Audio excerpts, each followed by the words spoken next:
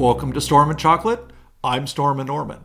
Today is song number 25, Shooting Shark from the Blue Oyster Cult album, The Revolution by Night.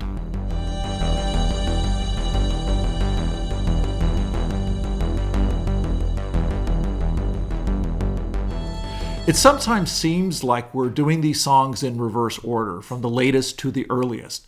We did Love and Anger from Kate Bush's 6th album, with probably a dozen songs in the first 5 to cover. We did Comfortably Numb from Pink Floyd's 8th album, with another dozen to go through with the earlier media. And we just did Circle of Steel from Gordon Lightfoot's 9th studio album. The point of this is that I'm loath to do a band's or an artist's complete history for a later song because the lead up to earlier songs needs more detail, like what went into the making of Dark Side of the Moon immediately prior. So instead, for any song we do, I concentrate on the chunk of history from a previous peak.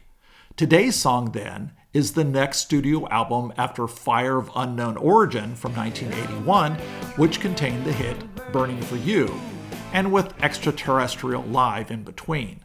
So we'll cover this period for Shooting Shark. As often happens, any peak a band achieves is followed by a decline. Fire of Unknown Origin was the highest charting BOC album, reaching number 24 on the Billboard 200, but was only certified gold. Agents of Fortune eventually achieved platinum, but it only hit number 29. Several of the songs on Fire were expressly written for the animated feature of Heavy Metal, a movie I was anxiously awaiting after having been a subscriber to its Source magazine starting in my high school days in Germany. It's ironic that the song that ended up getting chosen for the movie, Veteran of the Psychic Wars, was not one of those, just another track on the album. It's quite possible that the combination of the popularity of Burning for You and the movie tie-in drove album sales. During the tour of the album, original drummer Albert Bouchard had a falling out with other members and left, to be replaced by their former lighting tech, Rich Downey. Now, there's a lot of jokes I could make about this, like the time when Keith Moon passed out and was replaced by Scott Halpin at the Cow Palace, a venue just down the street from me, but I can assure you that it was not because Albert spontaneously combusted. You're gonna have to explain that to me later. As you wish. The band released their 3rd live album in 1982, and their version of The Doors' Roadhouse Blues hit number 24 on the US mainstream chart. BOC went back into the studio in late 82 or early 83 to record their follow-up to Fire. After a couple albums of harder rock, they hired producer Bruce Fairbairn to provide a more radio-friendly approach. Both singles off the album hit the top 20 on the mainstream rock charts, and the video of... You said charts. We'll go back. You said charts. Go back.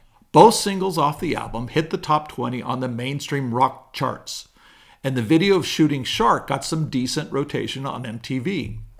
I did not remember if there was a music video for the other single, Take Me Away, but a quick search on YouTube located it for me, and then I remembered having seen it. I invite you to check it out using the link in the description because it's a very much early 80s concept video, and it has a bunch of Easter eggs in it.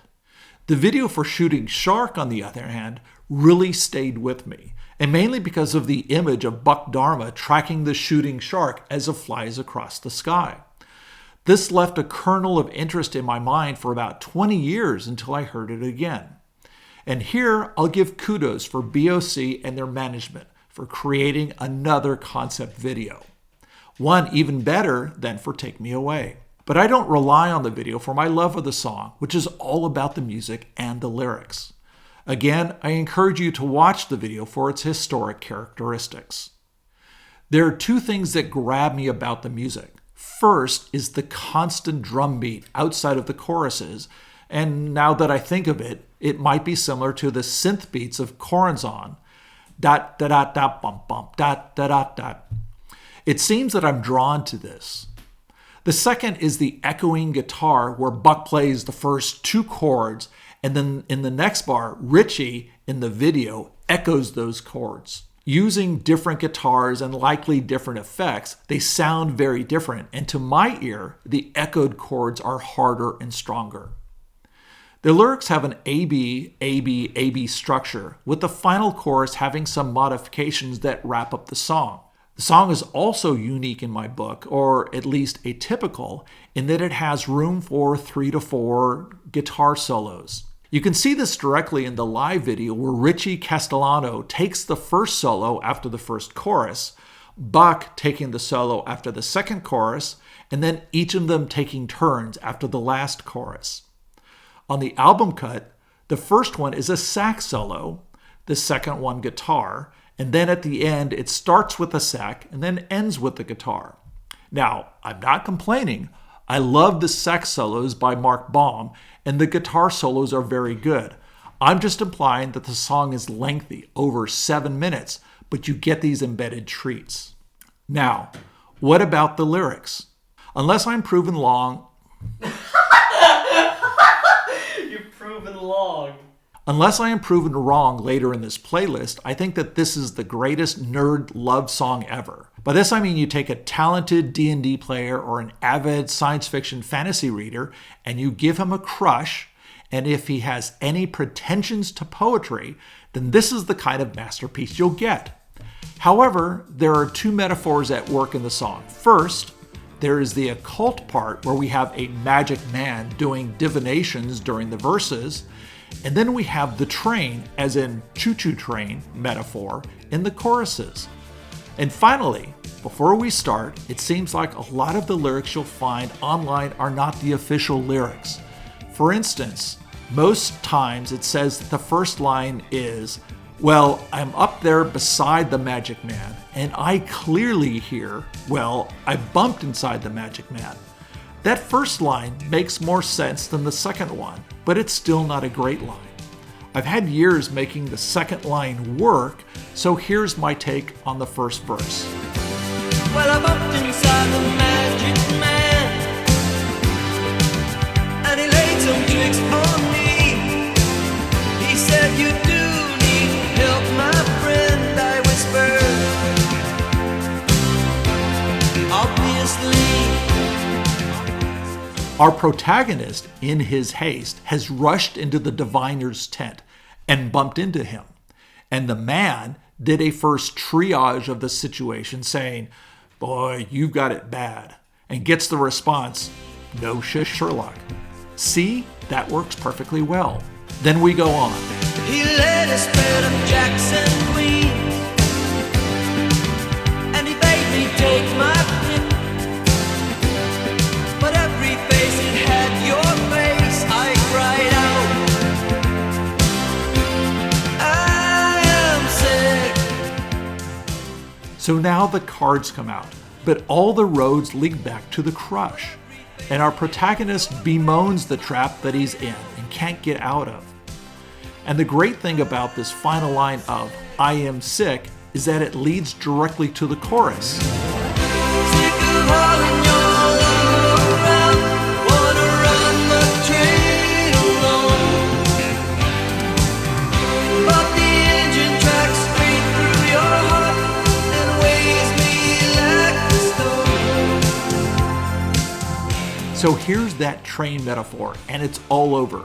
Train, hauling, tracks, plus load in the final part.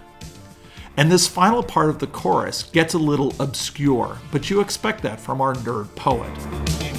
Oh, it's a hard load to love you. It takes up all my time having you. So familiar, like past life, nursery rhyme.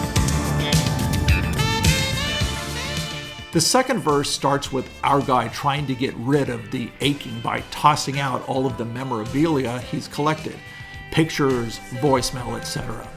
But then that little voice that is the magic man pipes up. And the man, he told me something that really brought me down. Your things were thrown away, it's true, but you were still in town. don't know it yet, but this is the turning point. After the chorus, we get the final verse in the form of a denouement. The magician left a message. It flashes when I hide. Accept the chains of loving. Accept or else remove yourself from her side. Do without her love. So he's saying you're at the point of no return.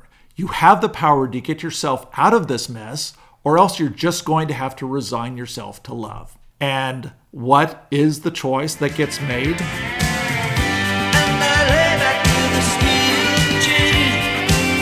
I keep it by my side. Ah, there we go. That wasn't so hard.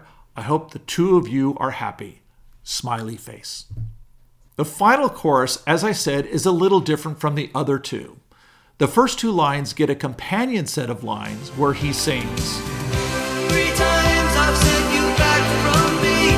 3 times my bones gone dry. And 3 times I've seen the shooting star lighting up the sky. I read this as having tried multiple times to extricate himself from the attraction. Every time he's become inconsolable, unable to think or work or perform. And in the end, the heavens have always sent him a sign to get him back on track. You see what I did there? And then the final two lines get expanded again before we head into the second sax solo. Oh, it's a hard to love you, babe. It takes my breath away. The 4th time round is the last time round. There's nothing else to say. It's a great ending and everything gets neatly wrapped up. And that's why I love this song. It has musical features that draw me in and obscure, cultish lyrics that are all about love.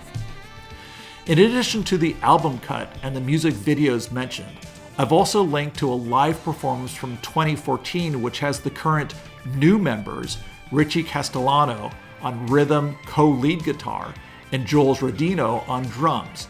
But it also has Kasim Sultan, who played bass from 2012 to 2017.